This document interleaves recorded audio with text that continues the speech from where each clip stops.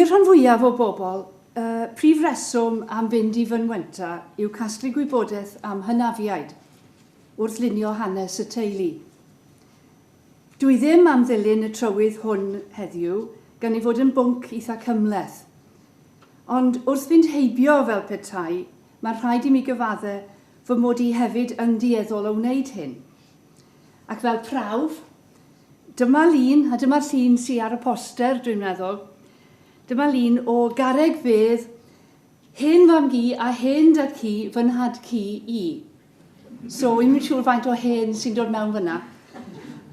Ym Mynwent Eglwys y Plwy yn Ewenu, ym Mro Morgannwg. Fi farw Thomas Lewis yn 1829 a'i wraig Sara yn 1846. So, just fel prawf yw hwnna, ac i gydnabod bod y gwaith o olrhain hanes teuluol yn un hynod diddorol, a bod chwilota am gerrig beddi yn rhan anatod ohono.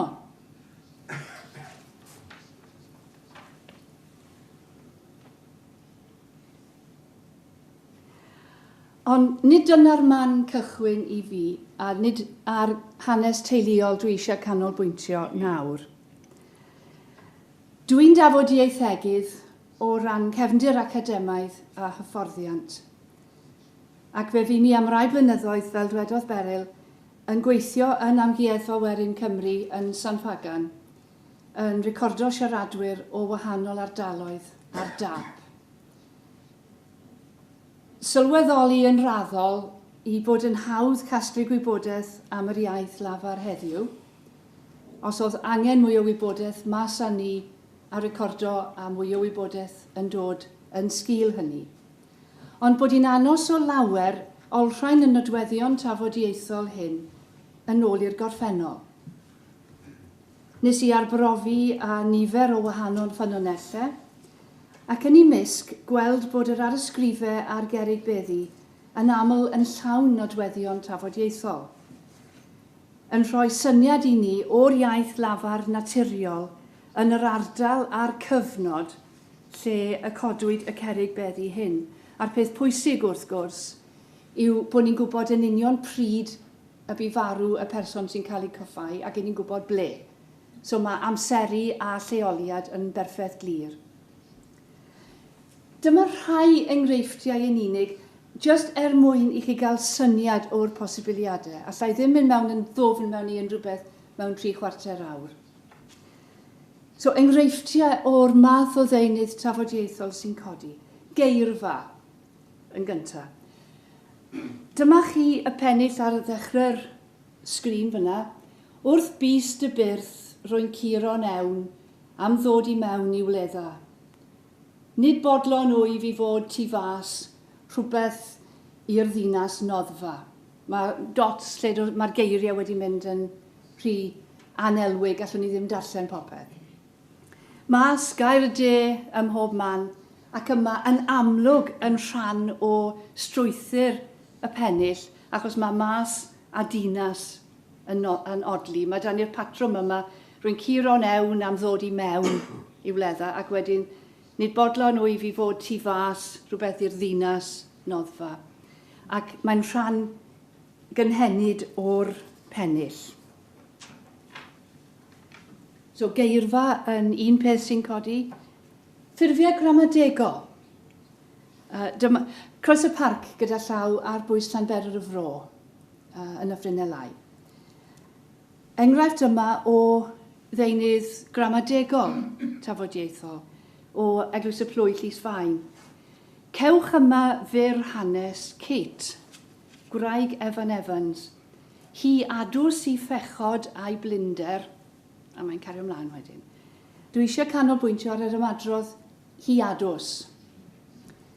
Nawr, os yw terfyniad y de ddwyrain am y ffurf safonol oedd, y ffurf trydydd person unigol gorffennol, oedd yn y rhan fwyaf o Gymru, os o hyd yn y de ddwyrain, so adws yn lle gadawodd. Hi adws, gyda'r rhagenw y goddrych yn dod cyn y ferf, yn lle gadawodd hi. Dyma chi eto patrwm gramadegol o'r de ddwyrain.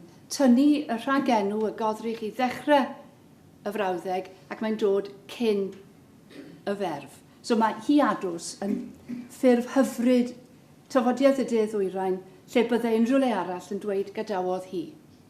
A dyna fe ar y garreg. Treigladau, o bryd i'w gilydd, i ni'n cael pethau fel yn blwyf, ganwyd yn blwyf, Llanfonol.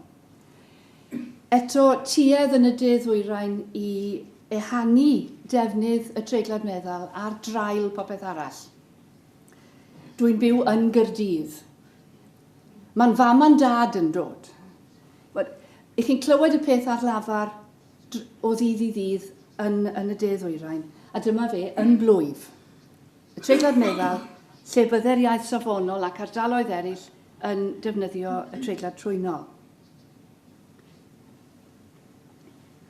Trio'r un nesaf. So, geirfa, elfennau geirfaol tafodieithol yn codi, elfennau gramadegol yn codi, treigladau, ac wrth gwrs yr acen. Ac i ni lwcus yma achos bod system sillafu y Gymraeg yn eitha caredig ac yn aml yn adlewyrchu ar bapur neu ar garreg y ffordd ni'n siarad. Dyma un enghraifft i chi. Yn y de-ddwyrain, mae'r dyfodiaeth fel yng Ngwynedd yn swnio'r a. Hynny yw, i chi'n cael ffurfiau fel amser yn lle amser, llyfrau yn lle llyfrau. A mae hwn yn rhan o'r dyfodiaeth i'r dydd heddi. So, edrychwch ar y pennill cyntaf yma. Sylwch ieuntyd wrth fynd heibio ar y bedd rwy'n gorwedd ynddo. Mor wir a bod fy nghorff i yma, dyma'r modd y byddwch chwytha. Wel, yn yr iaith safonol, fyddai yma a chwythau ddim yn odli. Mewn rhannau eraill o'r de, byddai yma a chwythau ddim yn odli. Ond yma, radur eto ar bwys Caerdydd, yn y de-ddwyrain, mae yma a chwytha yn odli yn naturiol. Ac mae'n dweud wrthon ni, nid yn unig dyma'r dyfodiaeth, ond dyma bennill lleol. Byddai'r peth ddim yn gweithio, ond i bai bod da chi'r odl yn y dyfodiaeth. Mae'n rhan sylfaenol eto o'r pennill.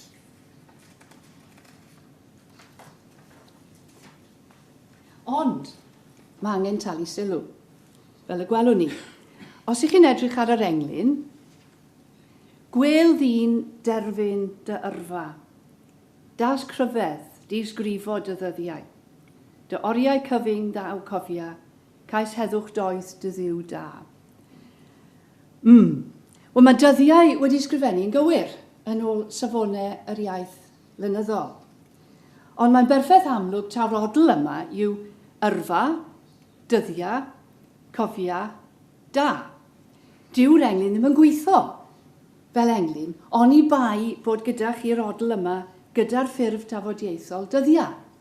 Dwi'n yn gweithio gyda dyddiau yr iaith lenyddol, dwi'n yn gweithio gyda dyddiau fel byddai gyda chi mewn ardaloedd eraill. Mae mond yn gweithio yma gyda dyddiau.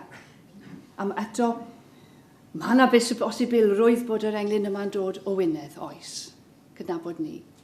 Ond mae'n edrych, mae'n codi yn eitha aml yn y de-ddwyrain ar awgrym yw bod gyda ni yma eto dystiolaeth cudd os licwch chi. Dwi'n mor amlwg achos mae'n edrych dyddiau, mae'n edrych yn safonol.